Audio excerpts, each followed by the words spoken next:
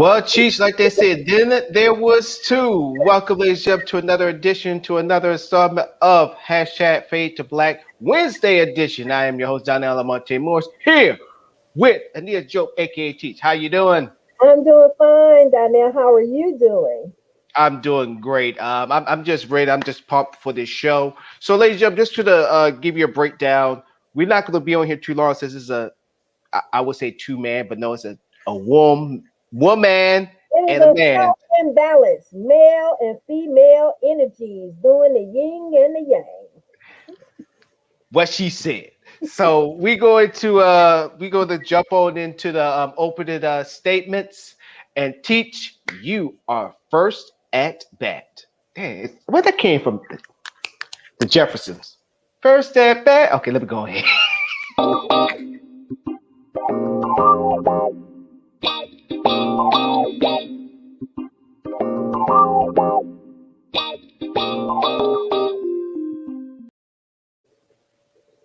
Good evening, Nanga Death, Nanga Free. Hello, how are you? Today, in my opening statement, I want to talk about readiness. As you all can see, I have on my sun hat and my t-shirt because winter refuses to allow spring to be spring. It is very, very cold today, yesterday and today. But nevertheless, I was outside working in my yard, planting my flowers, so doing a beautification project that I love to do around my home in the springtime. But the question comes down to readiness. Are you ready to take the next leap in your life? Ladies and gentlemen, each day that we live is a practice and precursor for the next day. Many of us have dreams and aspirations and goals, but are we actually charting a path to fulfill those goals, to reach um, newer heights? It's one thing to dream, it's another thing to plan, plot, strategize. And as this one person say, bomb first. That means to make a move. You must uh, take your time. Write down a vision board. Put some dates up there and stick to it. And don't worry about the days that you may be too busy to fulfill it. Don't beat yourself up. But as soon as you have the time the next day, go back to that vision board. Reflect.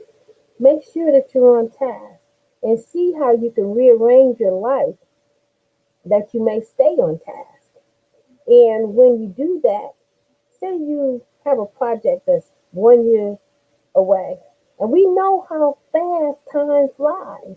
If you are in the midst of fulfilling your goals, 1 year passed by so quickly, you're like, woo, I did all of this in this short amount of time. And you will feel the first feelings of accomplishment. And guess what?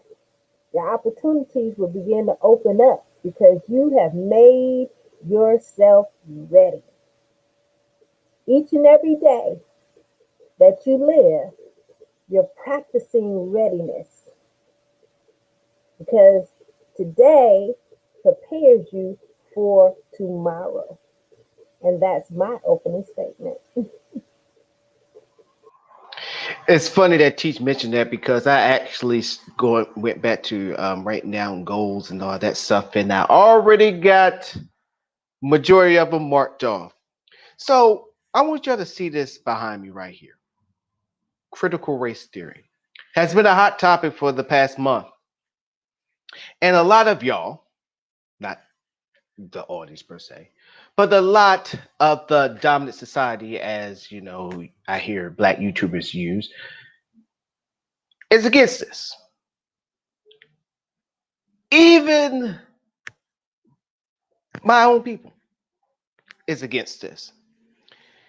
And to me, it's just an oxymoron where You know when you're in trouble, but you haven't gotten in trouble. But now that your brothers and sisters are kind of hinting of what you're doing, and now they trying to stop it, sitting there saying, Mom and Daddy, they lying. They lying. They're not saying it. This is what I feel about this. This is history. This is history. And I think I forgot the person's name, TikToker, who said it right. This is not history for us. This is history for white people. Yes, you. Because think about it. If you can go back to the times where you were sitting in social studies class or sitting in civics, how many times you actually talk about events that impacted black people? I mean, just think about it. How many black scholars were did you learn about other than Martin Luther King or a little bit of Frederick Douglass? What inventors, what events where black people actually contribute to America? What turned the war around? When do we actually talk about the Tuskegee Airmen, their upbringing? What motivated them to become airmen? How was their living conditions during the time when they was at war? Were they treated respectfully and all that stuff? I mean, actually think about it. And this is what critical race theory is all about. That they talk about the racism of everybody who loved Muhammad Ali, but nobody don't want to talk about when Muhammad Ali said that he would not go and fight in Vietnam, lost his boxing license, not to, as well as losing the heavyweight championship. Freaking people called him all outside of his name. He was kind of like the Jack Johnson of that time.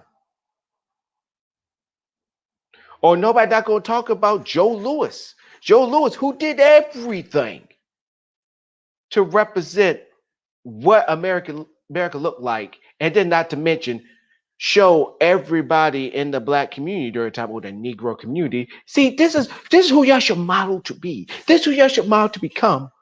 But coming to the end of his career, they get him for tax evasion. But nobody talks about that in schools.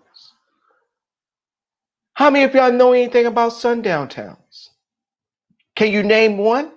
Or you're living in one and nobody knows nothing about it because they too busy watching commercials on, hey, you should come and visit us here. It's a nice time. It is great.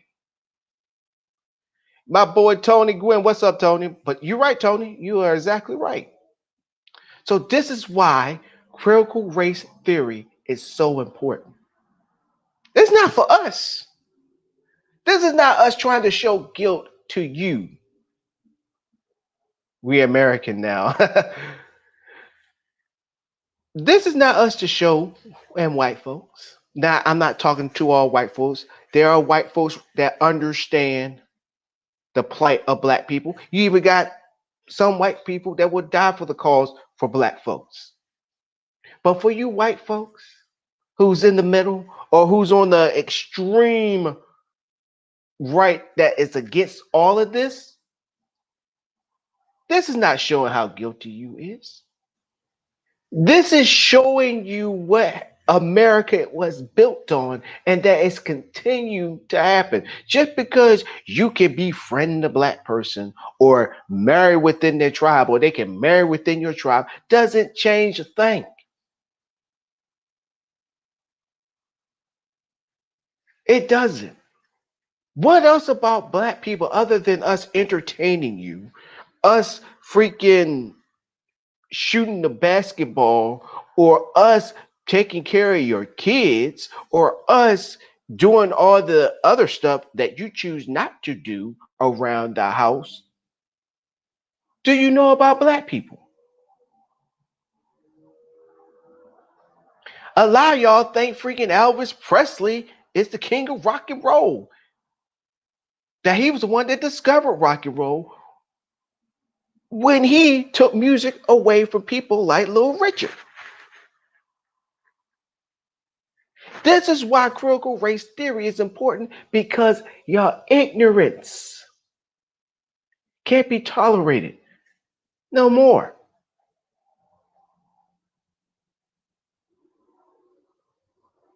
Like they say, this shall too pass.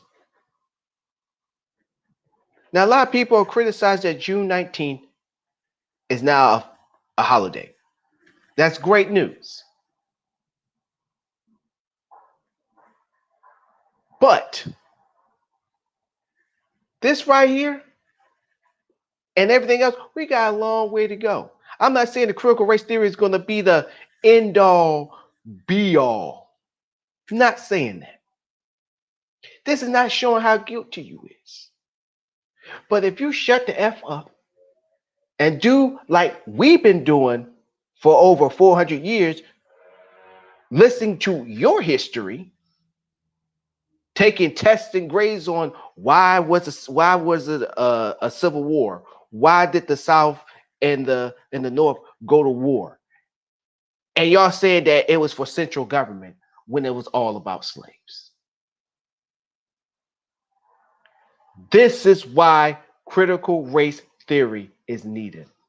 No longer talking about black issues, black, historians and all that stuff just because it's Black History Month. As much as we celebrate Theodore Roosevelt, we should be celebrating Marcus Garvey. As much as we celebrate George W. Bush, we should be celebrating Black governors and Black senators that care.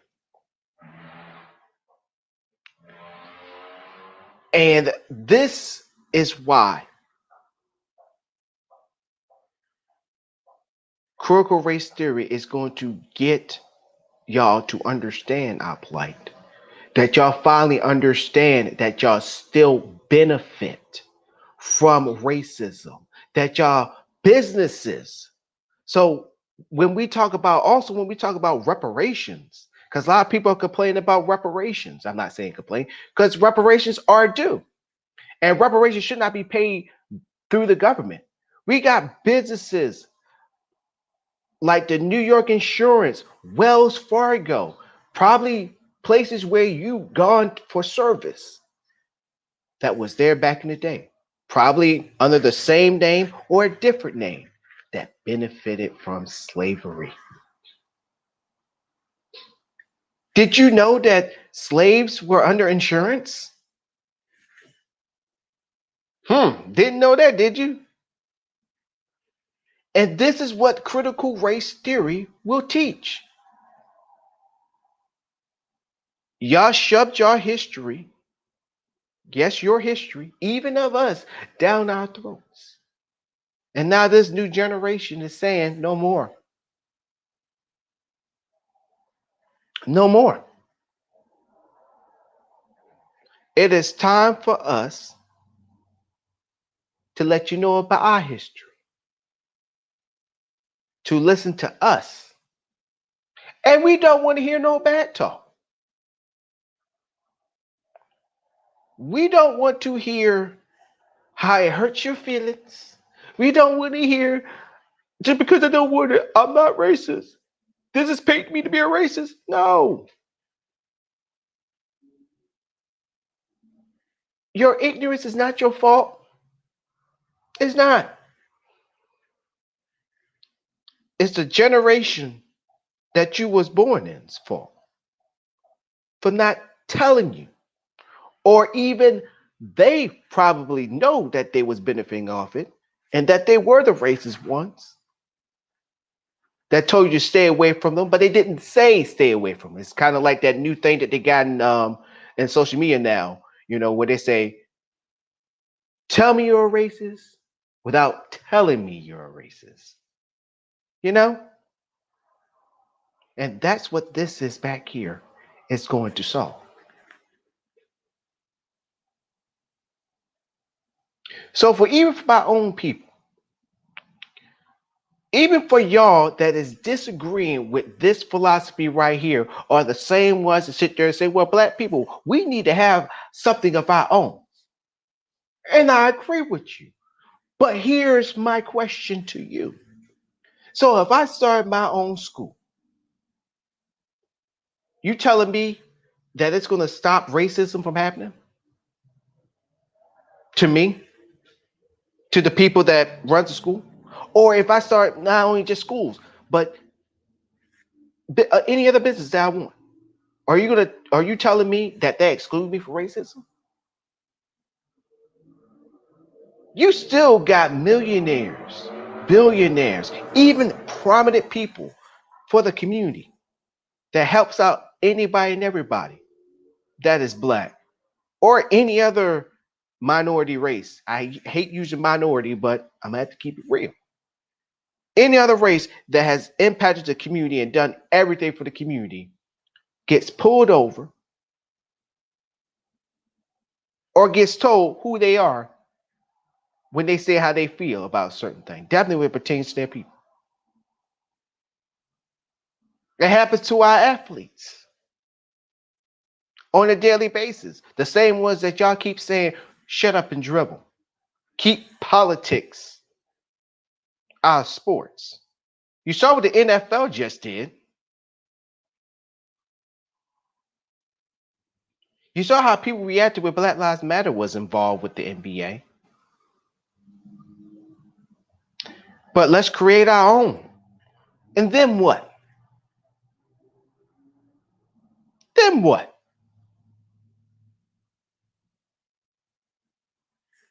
Because majority of y'all don't even believe in the system itself.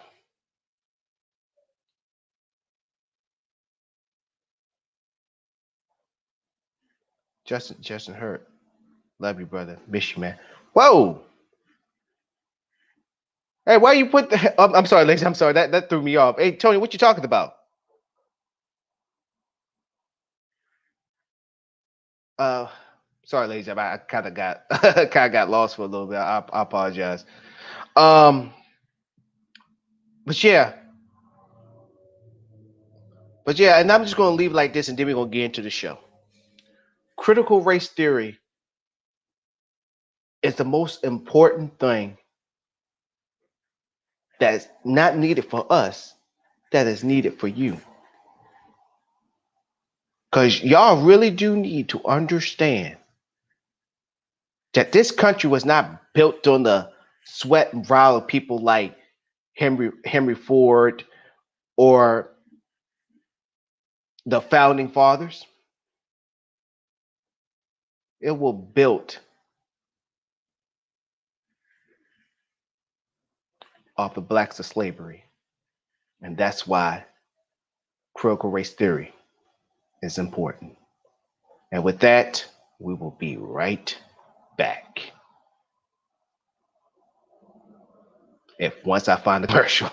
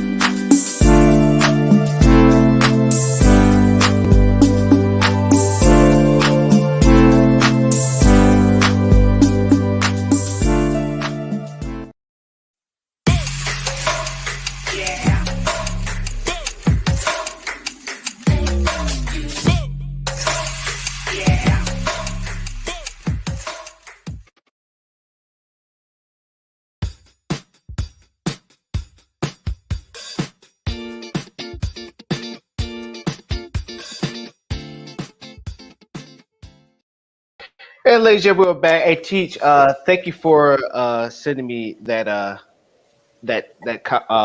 link. All right, so my boy Tony, I apologize about my opening statement. My boy Tony got me off with that comment and all that stuff. But let's get into it, Teach. So we already know the issues and the problems, so I'm not even going to keep our attention on that. So, what can we do to improve and strengthen the black family? Floor is yours. Okay, well, you got me hung on this critical race theory. Um, Yeah, no, I need to get this back up. My bad, sorry. I didn't even realize it. well, but no, it's good. We should, as a nation, one, we have to stop being hypersensitive. Two, we have to know the facts. And knowing the facts is that critical race theory is a useful tool that can help everyone in this nation push the needle forward concerning diversity. I seen a statement um, on Facebook on somebody's timeline. Um, well, I guess it was on my timeline. It came down my timeline from somebody else's page. But they Mhm. made the point that my history should not upset you. And this was the Native American. And he said, I'm entitled to my history. Why does my history piss you off? Problem is not my history, the problem is you. So when you have people that are hypersensitive, when you have people that's not willing to be flexible, that is not diverse in the core of their reasoning ability, then you have people that oppose understanding the plight of the various people that make up these United States of America. And it's not just black people, there's other races that have suffered um, due to race Mhm. in one Yeah, form or another. hmm yeah, because one thing that really gets me is that people think it's for us. It is not for us. It's for you. And I'm mainly talking about white folks. That's not trying to sound racist because I'm still going to stick to it. Can't be racist. It's not as being prejudiced. This is history that you choose to ignore. That there are, and people also forget or don't understand that it's not just the government. When we talk about reparations, we're not just talking about the government. You got businesses today, like I mentioned Wells Fargo. Wells Fargo funded funded plantations. They took out loans to buy more slaves. Then also, people don't even know that slaves were under insurance. So before they were cars, they were slaves. Yeah, they were I'm they not were trying. chattel means property. They were chattel slavery, and who wouldn't insure their cargo coming from Africa? So they would insure the cargo before they left the shores of Africa. And if they lost any along the way, it really wasn't a loss because the insurance companies would, in fact, pay for the lost merchandise. So it's no mystery there. The thing that I would like to say is that there's a there's something that some races don't get. And they're simple things. And the first thing is one, the world is actually large enough to contain all the populations and peoples of the world. Now, some people may say I am overly simplifying that, but I tell you, the world is big enough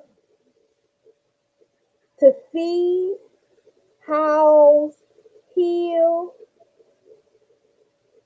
and maintain all the people that's on the earth. It's only in the minds of men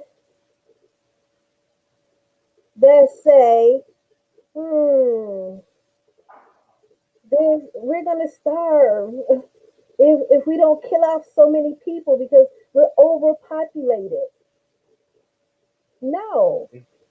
One, In this day and age, we have mastered food production in lands where it's arid and cannot give food. There's other lands that's highly productive that can provide food around the world. So there's narrow-minded thinking that says, "Oh, the world is going to overproduce, and we're not going to be able to eat." That comes from man, because if you watch nature, nature has a way to turn things around and shift and move things. Take, for instance, a tsunami. A tsunami starts out at sea and it comes up on shore. It brings everything in the sea with it, and it wreaks havoc, everything in its path, be it insects, animals, people, buildings, whatever. Whatever is in the path of that tsunami, be it in the sea or be it on the shore, nature will take that tsunami and it'll wipe up everything. You normally don't see whales. Whales will be up, 25, 30 miles inland. If that is a natural cleansing system, sister said, "Hey, it's too many whales out here. We need to get rid of some of them. We need to wash Right. them up on the shore." And that's the end of that. They say, "Oh, it's too many people, and without warning, we're gonna wash up on shore, and we're gonna take, those people. Oh, it's Right. too many cats, dogs, whatever." Nature does that. Man does not have to take care of universal things, because the universe, Mother Nature, will take care of those things. Mm. So when you have people that study and propagate eugenics, they're trying to play God. They're trying to be Mother Nature. They're trying to be the universe. And because they're mere man, they fail. They can only fail.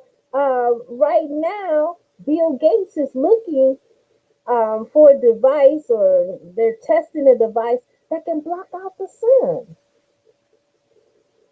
Now, what do we know about the sun? Sun gives us melanated people vitamin D. We can go and bask in the sun, and the sun kisses us, gives us tan, gives us strength. Other people have to hide from the sun because, according to the Bible that they wrote, they were smitten by the sun. Smitten means to hit. See, we get kissed by the sun, they get hit by the sun. They can't go in the sun without the sunscreen because they will get a sunburn. And if you ever had a burn or a sunburn, you know it hurts. So, of course, they want to block out the sun so they don't hurt in the daylight. Now, what else does the sun do? The sun is a life-giving energy. Our plants and trees that produce oxygen for us to breathe needs the sunlight in order to make that oxygen. So if you block out the sun, now we don't have oxygen. Now we're going to suffocate because we cannot breathe. But see, men take it upon themselves to want to play God.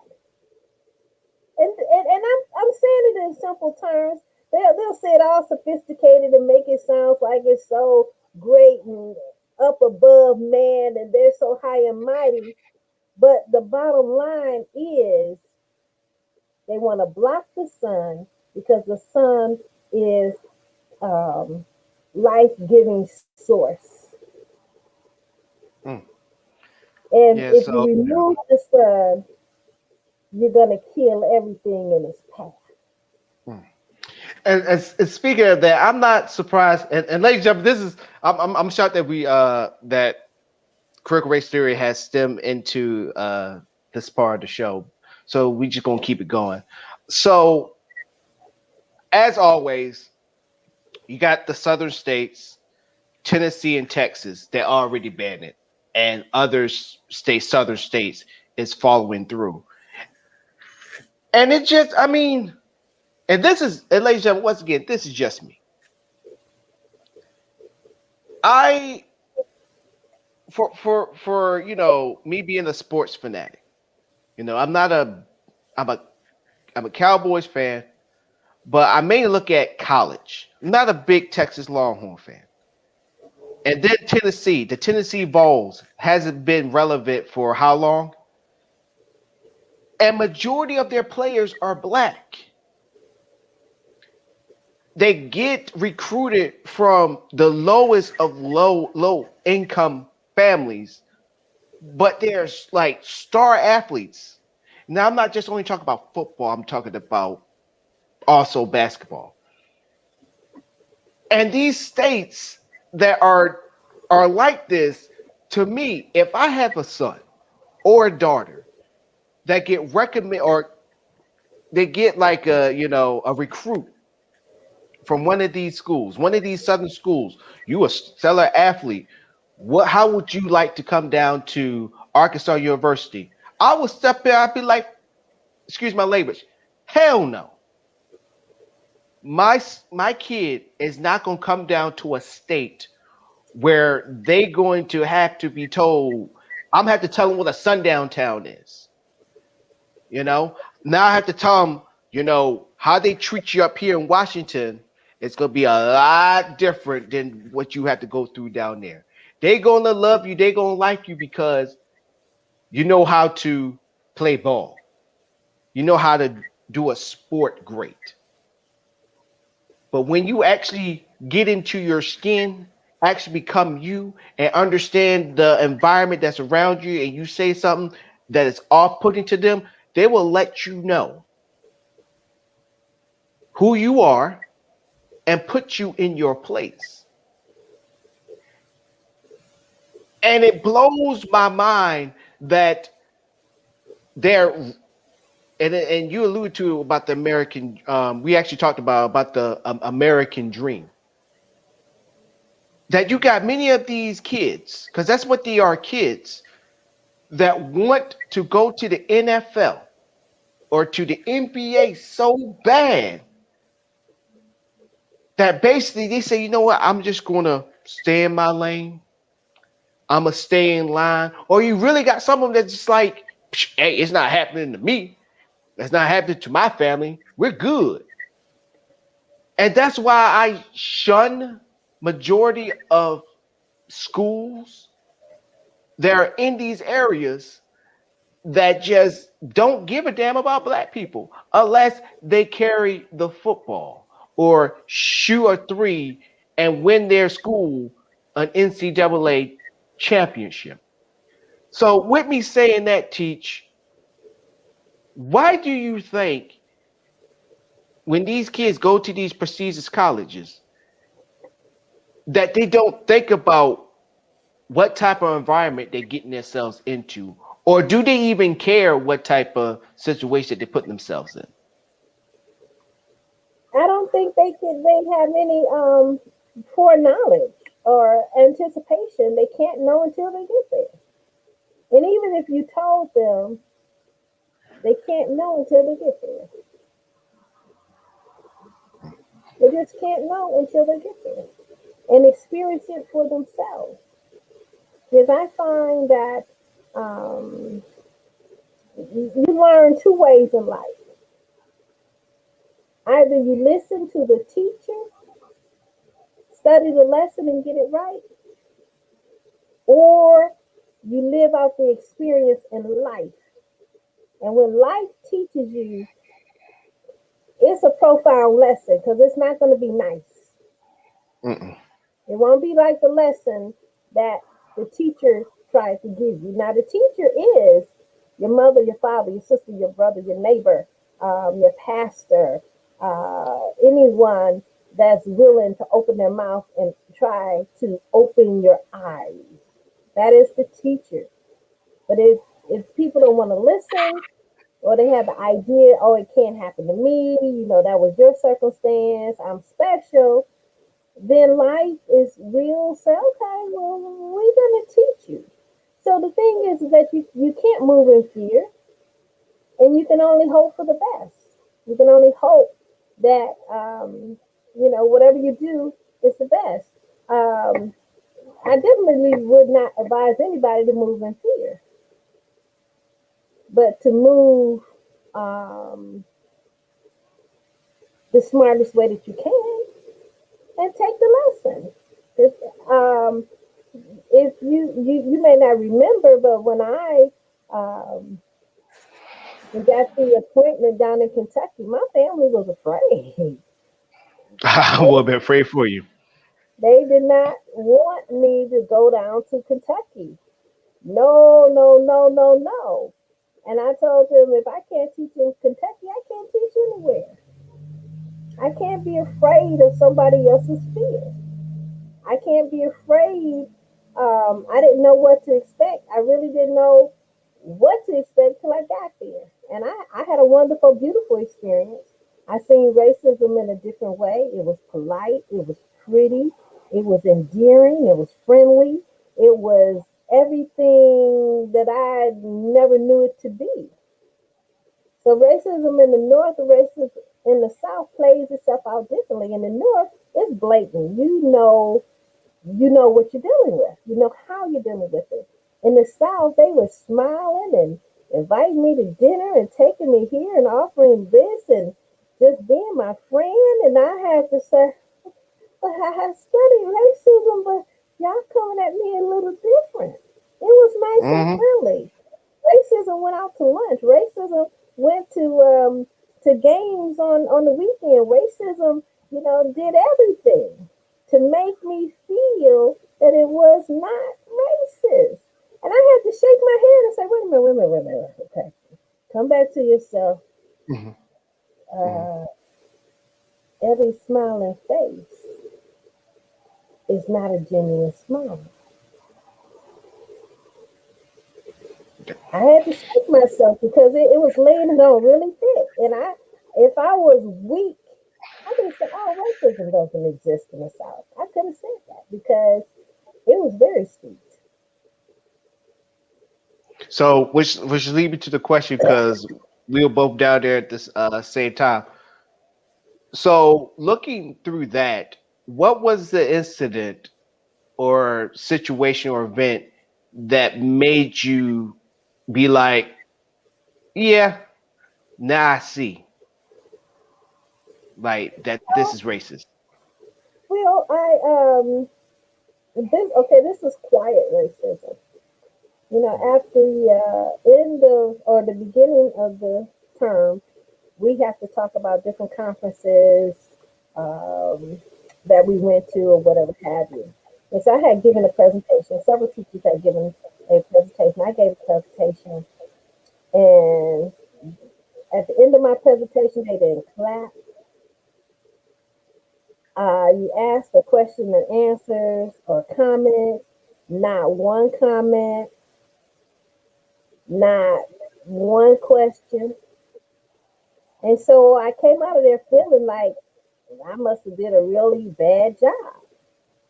And one of my coworkers said, you had the best presentation out there. But I'm going to tell you, I know my people.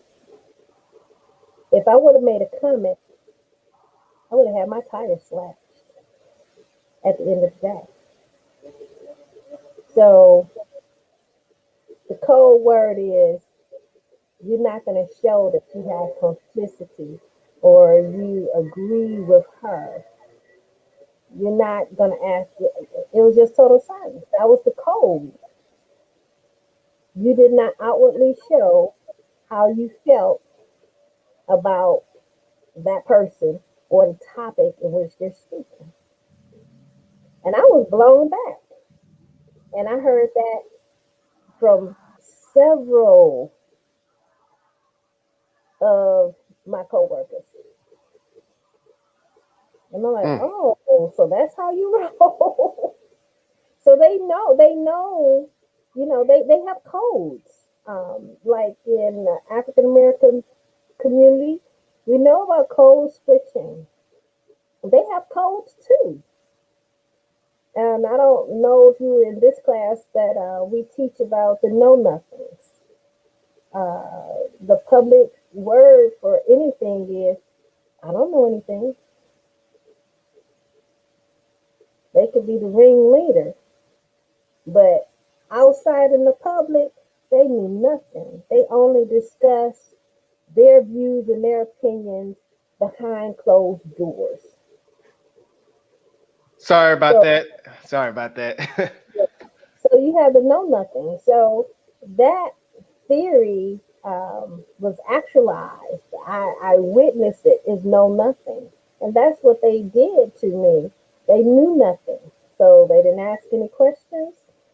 They didn't make any comments. They basically next. They just waited after the fact. Wow, that's Mhm. uh, And they approach that's me privately because they're not going to speak publicly. So you're going to never know their public opinion. You'll mm. never know their public opinion because they never will speak it.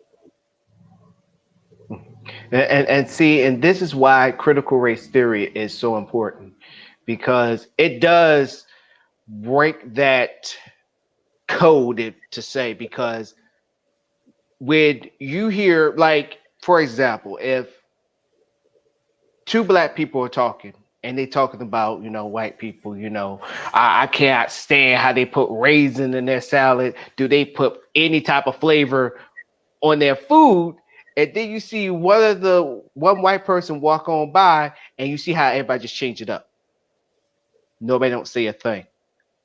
It's like they know what you're talking about but they don't know what you're talking about, and they just walk on, and now you switching the subject, but once they're gone then it's back to let's talk. Let's talk about what we was talking about. And a lot of white folks don't understand that. They don't understand, well, why don't you continue just talking about it? The reason is it's been instilled in us from generations. Because back in the day, if you would have said something like that or they overheard you saying stuff, you either go to jail or you're going to get beat up by the end of your life. Which generations before that, you couldn't even talk at all to each other. You talk to each other about anything, you get your ass whipped. I mean, the punishment is not as bad now, but we still practice that. Like, I have to get out my way of trying to do that. It's like, I want to continue on with this conversation, but you still got black folks that still just every time they see somebody white walk by and they know the conversation is about them, they either be quiet, keep it quiet, or they switch it up. And and it's sad that me growing up, I thought it was just something you do. But then as I gotten older, it turned into a survival technique. If you think about it, it's survival. Go ahead, Absolutely, teach. absolutely. On both sides, for all people. I mean, this is really a humanity thing where when you're around people that you're uncomfortable, you do change the conversation. That's across the Yeah. board. I don't think there's not a race that may not do that. I mean, and some things could just be confidentiality. Some things Hmm. could be, I just don't want everybody in my business, discretion. Hmm. There's many reasons for it. And it might not just be race, it might just be that nosy neighbor that run tell everything. You don't want that Hmm. neighbor to run tell this. So True. so those are natural things. But I just want to bring another perspective to it that people tend to feel a little paranoid is when people are speaking a foreign language in their presence. Mm. And I have seen it. People really feel paranoid. It's like, what if they're talking about me? And I have to ask the question, what's so special about you that they want to talk about you? And the fact that they're speaking a different language doesn't mean that they're talking about you. And they could be, and if they are, you still would know it because you don't know the language. So what would it matter? And, Let them and the know. crazy here's a crazy fact that's in the military and people barely get in trouble for it, but you can't do this. If you're fluent, no matter what language you are, even if that person speaking the same language, you can't do it in uniform. Yeah, Gotta be English. yeah. It This has to is be English. America. You have to Mm-hmm. speak English. You do. Mm-hmm. And that's Cause everywhere. That's just not in the military. That's everywhere. mm-hmm. It's Yeah. your public places. You do, unless you provided an interpreter. So and that's national law. That's federal Yeah. law. So that's not Because just. yeah, cause one time in my military career, there was two Latinos that was talking in their native tongue, and a higher ranking official, I'm calling him a high ranking official. He came over there and he's like, "Hey, what y'all talking about?" They got at pre arrest. It was like, well, we just talking about, I didn't. I was ear hustling, but I didn't hear what they was talking about. Well, he said, you're not supposed to be talking like that. It's English. You can talk like that on your off time, but you ain't gonna talk right here in the place of work. And number two, you're in uniform. And I'm gonna say, You could do whatever outside. mhm, because in the federal government, that's Panama 2 conspiracy. Y'all trying to overthrow the government, and we can't hear. We're not privy to what you're saying. And so the controversy is this: when the federal government was conquering Ladies and gentlemen, sorry. territories. Yeah, sorry, ladies and gentlemen. We keep going in and out. They stop. They try to stop us. But to end my story, because then we gotta do some commercial breaks, and then we're gonna jump into the family thing. Um, but yeah, so those soldiers were mad because they thought that he was being racist, and he would happen to be a white supervisor, and he was like, that was racist. And I kind of understood where he was coming from, but the delivery, like I try to tell people, you could be right, but the delivery is everything. And how he delivered it, it makes, on the surface, it looks racist. I don't even think they reported him. I listened to him. He was like, man, he's a he's a butthole and da da da da. We were just talking to each other and da da da da da. But then also, I told him, I was like, but you are in uniform. If y'all were off somewhere else, it'd be a different story. I'm cool with it. It doesn't bother me. But when you're in uniform, people like that will correct you. And so it's just one of those things. But And like we were saying, that falls under critical race theory, where when you talk to somebody, either you switch, and I forgot to mention, you switch up the language too as well, rather than just either being quiet or just talking low or just skipping the subject. That falls to a generational thing where at a time where you couldn't say none of that. Now try to say that in your native tongue. That's definitely in terms of a lashing, or maybe getting your tongue cut out. But final points on this, Cheech, and then we're going to go to commercial break. yeah, the controversy to that. I mean, one is federal. You can't. Mhm. You have to speak English because this is the official language. Unless there's an interpreter, and then the controversy to that. When the United States was going about declaring new territory as they won the West, They would speak English to the natives and establish the American flag. They didn't know what they were saying. Yeah, They yeah, it's didn't true. know what they were saying. So, so they went. I mean, think about it. I mean, we're so English driven that when we read history and we hear about how they won the West, when we read, all we hear is English. We don't see the fact that there was a language barrier between the frontiersmen and the natives and all of the native languages. And when you go from um, the Seminoles to the Choctaws to the other kind of Native Americans, all of those are different languages. So they came and established a flag. Nobody knew what they were doing but themselves. And they would read out a declaration, we have taken this land and blah, blah. And you have to obey the laws of these land. What law? Huh? Speaking in my native tongue. Of course they Right. didn't. But that's the oxymoron of this whole language thing. Because this is an English, officially English speaking country, everything is English. So if we're taking territory, we're taking it in the name of English. If you're going to be in our military, you're going to speak our English. So because we believe everybody is an enemy, and we're not going to allow you to plot, plan, and strategize in American uniform. We're not going to allow you to do that. That and teach, and that is and that is true. And with that, we're gonna take a commercial break, and we will be right back.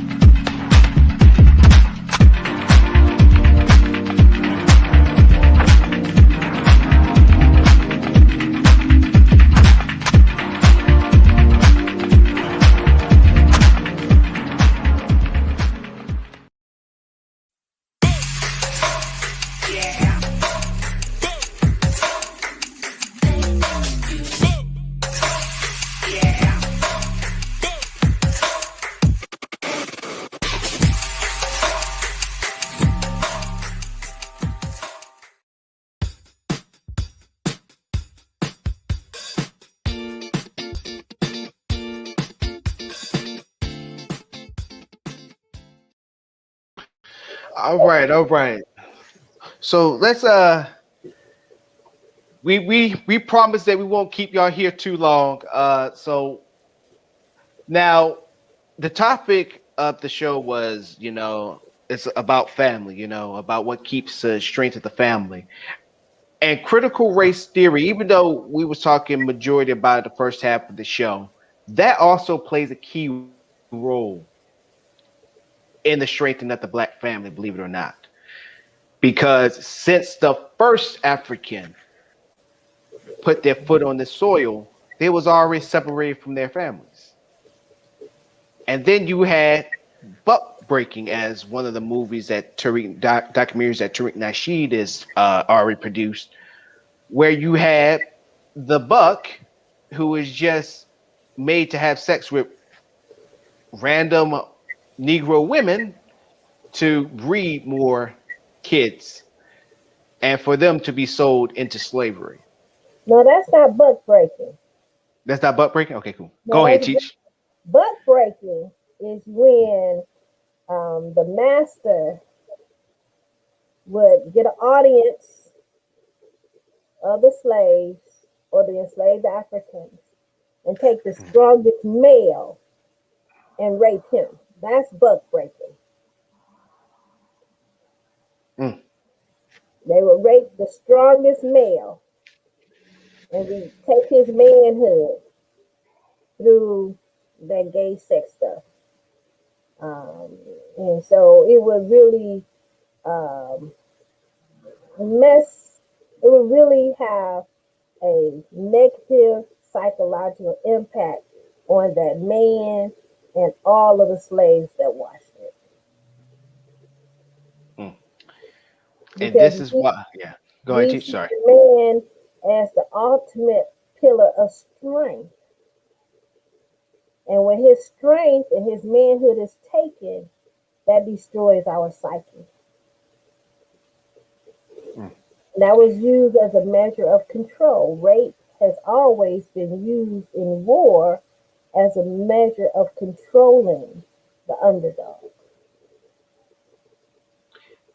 And there you go, ladies and gentlemen. And this is why critical race theory is important to the strengthening of the family and then understanding why black families are broken apart And and that we, yeah, go ahead, teach. I want to say something. I've been watching this movie on Netflix, and it's pretty good. I won't say the name of the movie. Um, but knowing the propaganda portion of film, there's always a formula that every film producer follows. And that formula is to create in the psyche and the minds of the people that this is real, that this is true, and this is life. And one common theme that you always have, no matter what kind of movie it is, at the end of the movie, if the world has been destroyed, if there was some type of apocalypse, people coming back from the dead, and there's only two people left alive, it's always going to be in balance. That male energy and that female energy. Okay? And that is the family.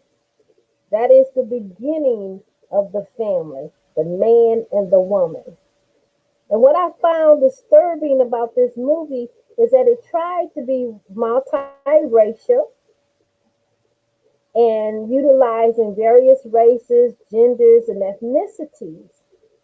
But it was two things that I felt that is stereotypical in our day and is becoming prevalent in our society. Now they did a good balance with male and female, black, white, Asian, um, West Indian, and so forth and so on. So they had a good variety of different types of people. But I noticed with the black people two things. One, if it was a black man, he was gay. And if it was a black woman, she also was gay. And not only were they gay, out of the whole series of out of the whole series or episodes, it was the gay man that was also a thief, and it was the gay woman that also was a drug smuggler. Now everybody else were accountants, doctors, scientists, professors. And I said, wow. And also, the married couples, they were man and woman. They were having children, had a family. So in all these series, there's no black family, there's no marriages, no black family at all. Because, like I said, the man was gay, he had a boyfriend, and the woman was gay, and she had a girlfriend, or they called her wife.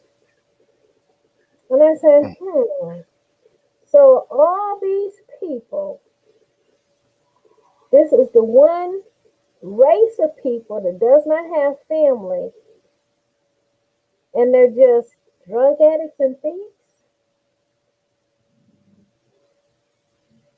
None of Mm. them had a decent job to speak of. They were just, and so I began to get mad at the series because I'm saying you could have made one of these white boys gay. You could have made one of these Indian women a lesbian. You definitely could have made the doctor the drug dealer. Yeah, I mean, it was enough to go around, but even in them trying to be diverse, they still had to propagandize and put in your face the only things black people are known to do, thereby influencing a weak-minded person that will watch that series that they only can ascribe to being gay, being a thief, and being a drug addict. They didn't have anything positive, not one positive role for the black person in this film.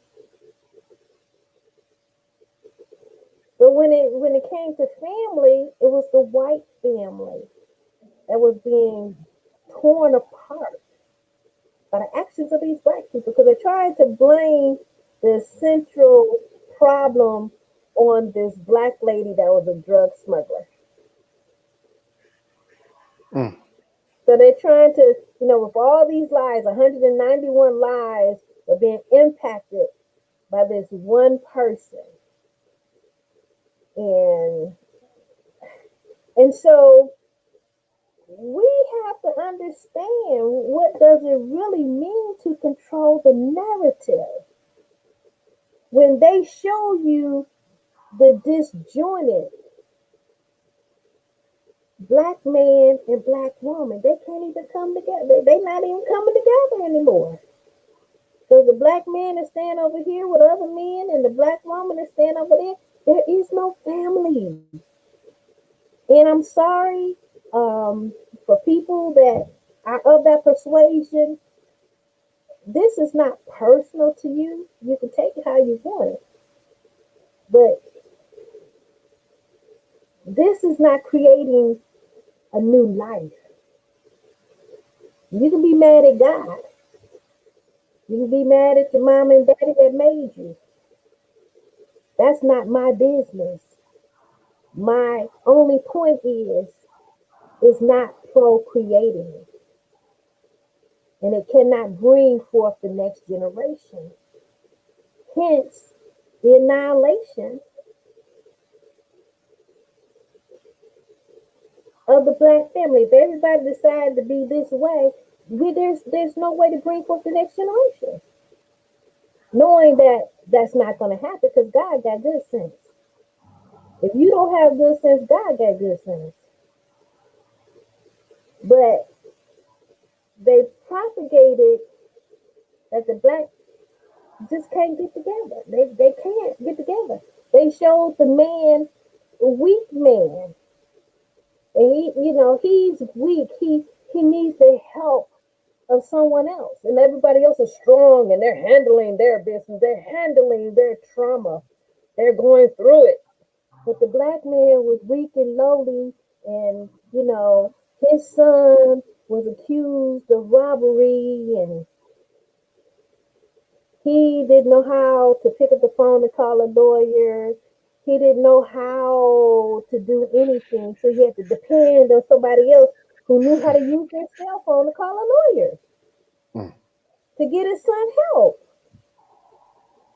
I mean, now I'm thinking about this. This series is pissing me off. Don't Teach. I think I know what series you're talking about. Because their Netflix has been throwing a lot of definitely since they started a division for helping out getting black directors, more black directors, more black writers, more black actors, Oh, this more is not diverse content. a film. not Yeah, what I but I'm saying, ever since they started pushing for that, I've been seeing a lot of movies. Like I remember seeing kind of a movie similar to what you're talking about, but it was more of like the young kids taking over.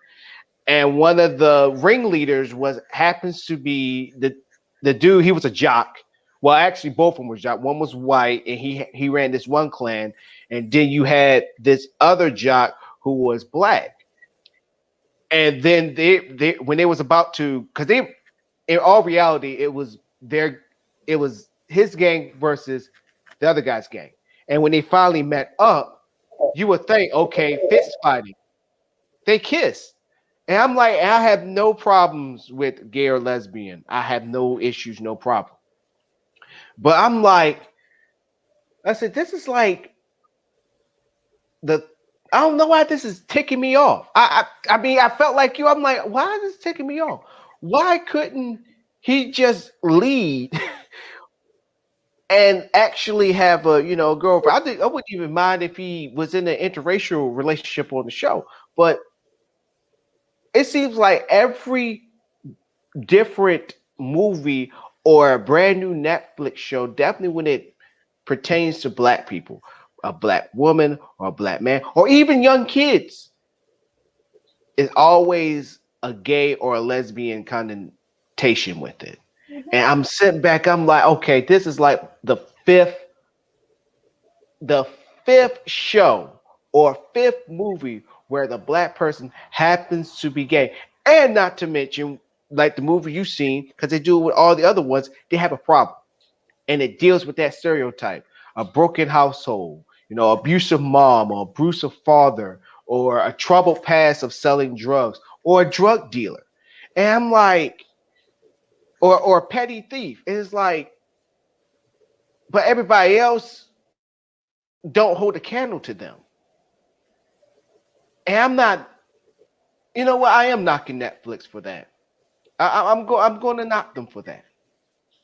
And but you my know, question becomes sometimes I feel like, well, maybe I am living in a bubble. Maybe everybody on the outside of my bubble is living like this, but it just doesn't seem like my reality. yeah, I won't say you live in a bubble per se, Teach. I understand, nowadays the a lot of the culture that's coming out now, because I'm already going to tell you up front, I don't believe there's a such thing as a gay agenda. I don't. I just believe that for ourselves, we just believe a man and a woman, and now the societies get more open and start to see things that they chose not to. Where other generations say, "Hey, stay away from this," but now the society is becoming more open. Now we're learning more about transgenders. We're learning more about gays, more than just them just flabbed around and all that stuff. Because you got gay dudes definitely out here, because there's a big population out here in Seattle where you got gay dudes that's just more built than me, and you wouldn't even realize it. You wouldn't even recognize it. You got lesbians out here that are just beautiful, and when you try to hit on them, they'll let you know, not in an aggressive way. They'll let you know, like, I'm gay, or they just say I'm lesbian, or I like girls. And so it's not you living under a rock. I just believe that society is opening up much more. But but I'm also leaning to you're doing too much. Where now everywhere you see is just like, oh, okay. Just like in Netflix. Definitely when it comes to us. When are we going to have? They're making that the expected storyline. And like I said, films is number one form of propaganda to say that this is how we are. And if we accept this in film, the young child coming up will say, hey, I've seen it on TV. I can be that. I can ascribe to that. Mhm. And, in the It's movie, they dangerous. were fine. So I'm going to do that. They're easily persuaded. And this is what I'm talking about. They're easily Yeah. persuaded and like who was I talking to? I was talking to someone about this young guy that felt like he didn't have any options. I'm like, are these people really living under rocks? I mean, really, Are they really living under rocks?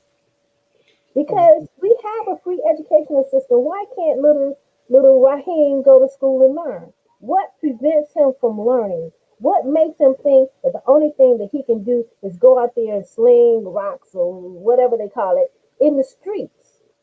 Mm-hmm. Why is it that little Raheem failed to go to school or fail to do anything while he's at school? And little Timmy, he can go to school and become an astrophysicist. It's because the propaganda is out there. They tell little Raheem, and I experienced this when I was in Ohio, and we had a meeting one time, and they kept saying from the time I got there, I kept hearing, oh, only 50% of the students that go to blah blah blah public schools graduate, and they kept saying, it. I said, why do you all keep saying it? Why don't you say 50%? I expect it to be the best. I don't know, change it some kind of way because you're putting it in the minds of the people. And I have my high school diploma. I'm well educated. But since I've been in this city, all I hear is 50% dropout, 50% dropout. We have a 50% dropout right there. Always talking about this 50% that won't make it. I said, this eighth grader here is hearing you say that, and they said, okay, that's going to be me. I'm going to be the one that's not going to make it. Because in this classroom, you say 50%, it's 30 kids, 15 of us not going to make it. Why do you keep putting it out there for the kids not to even strive? What are you doing in the classroom that, you can't get those other 15 together? Yeah. Seriously, what is going on that you have such a low expectation rate on the students that you're teaching? And I was talking to the teachers, and it's like they were apathetic.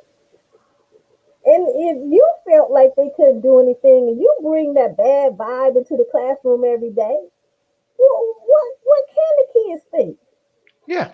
You have to realize that children are like sponges. They will soak up whatever is around them. And if you're telling them that by the time they get 15 years old, that they're just going to be dropouts and the only thing they can do is sling rocks, that's what you're going to get, because that's the seed that you have sown as an educator.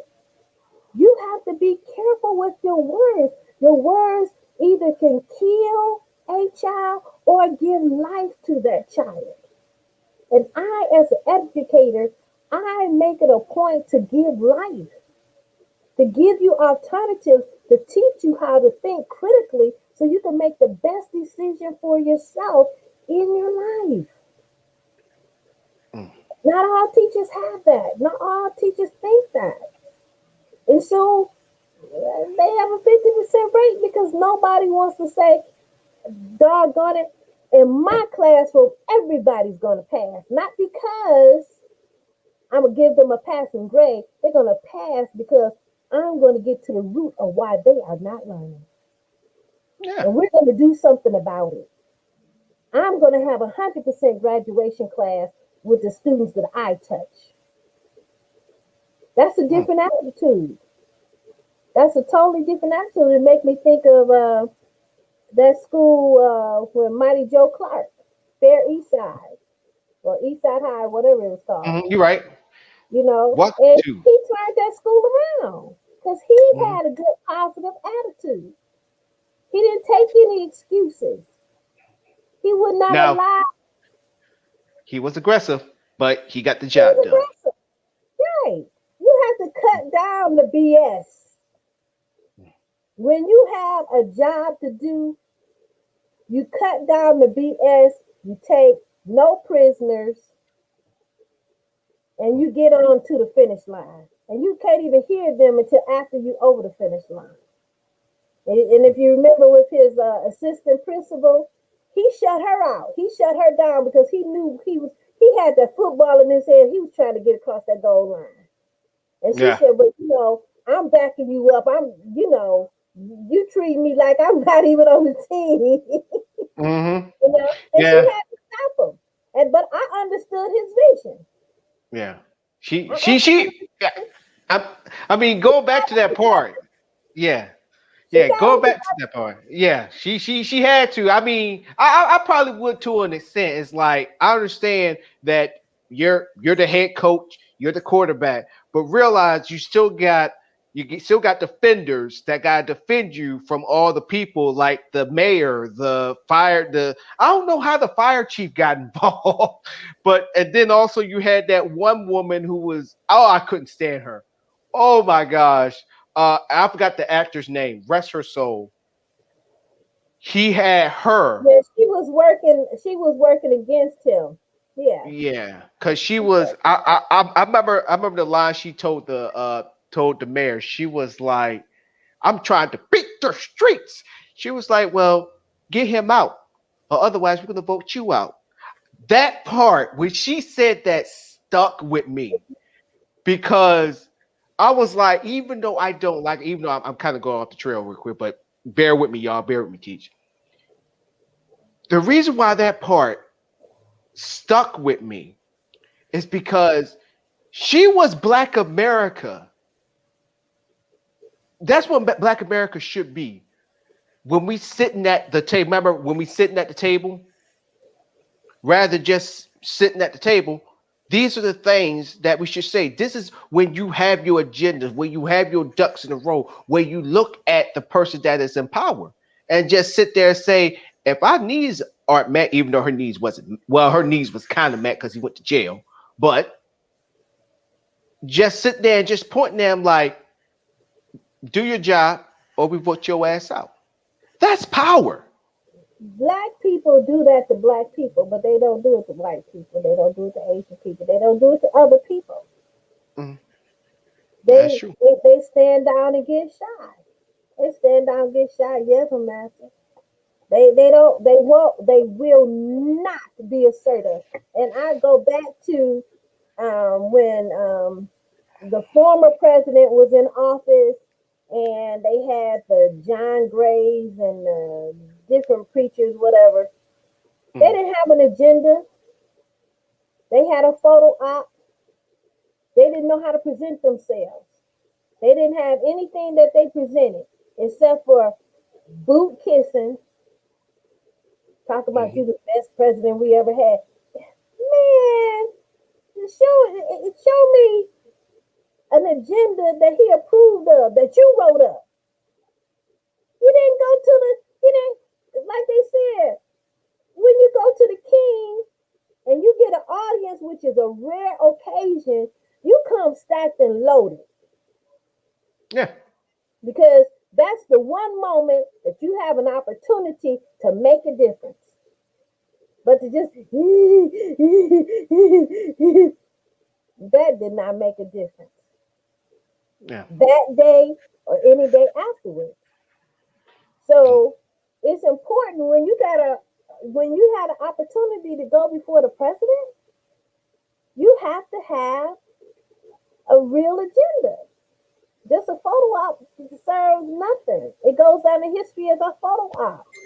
There's no other way you can even describe that day Well, other than a photo, nothing but a mm, photo op.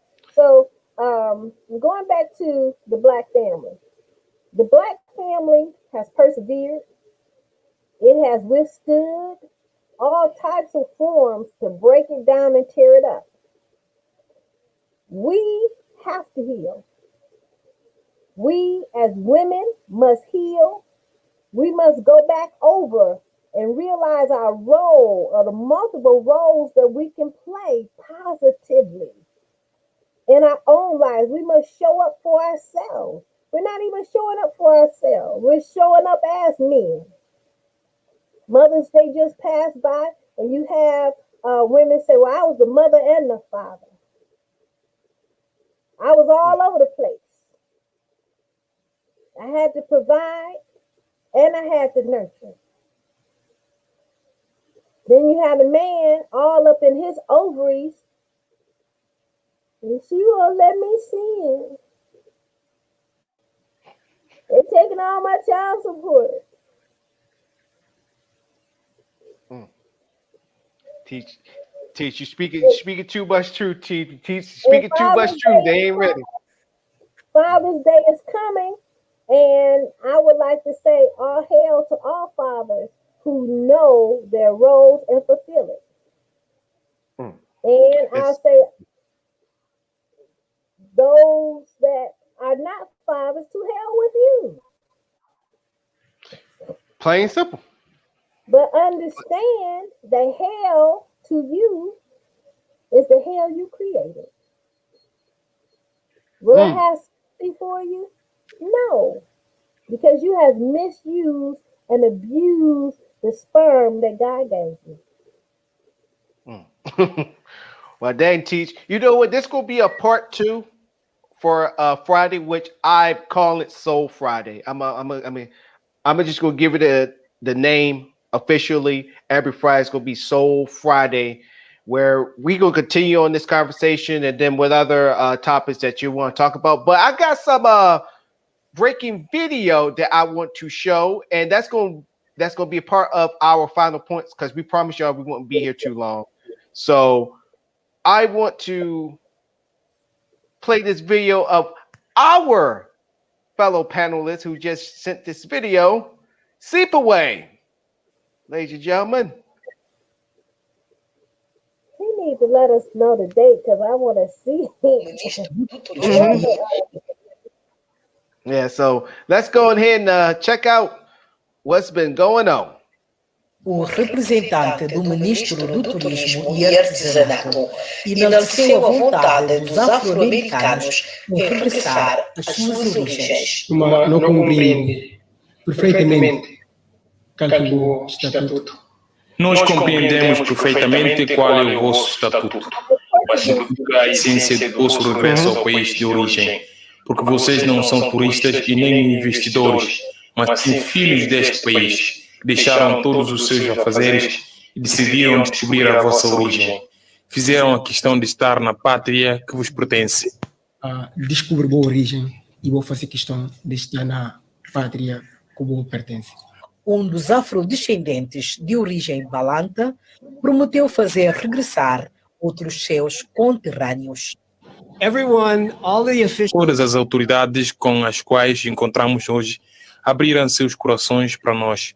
Fato que nos motiva muito. Chegamos logo à conclusão que somos pessoas importantes para eles. Hoje é um dia que vai marcar mais de 10 mil descendentes afro-americanos que ainda se encontram nos Estados Unidos para poderem regressar e visitar o seu país.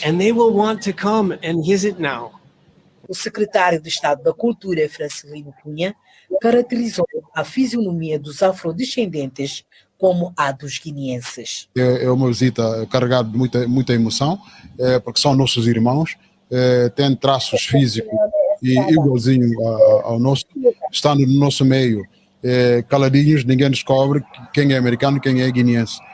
Somos todos irmãos, isto é muito bom. Portanto, nós que estamos à frente da cultura, o Departamento de Estado responsável para contar a história da escravatura, tanto assim que nós é que temos o Museu da Escravatura de Cacheu. A presença dele só vem confirmar que aquilo que está escrito, aquilo que temos vindo a dizer para os visitantes que vão visitar o Museu da Escravatura é uma realidade. Eu penso que é um despertar de interesse da parte dos norte-americanos. Foram os pais, os avós, bisavós foram levados da Guiné-Bissau, voltarem para começar um processo de investigação científica no domínio da cultura, no domínio da política e etc. Os norte-americanos de origem guineense foram igualmente recebidos pelo chefe do Estado-Maior-General das Forças Armadas, Biagi Lantano. You said the English, put on the English caption? On YouTube, you can go to the settings and you can add English subtitles.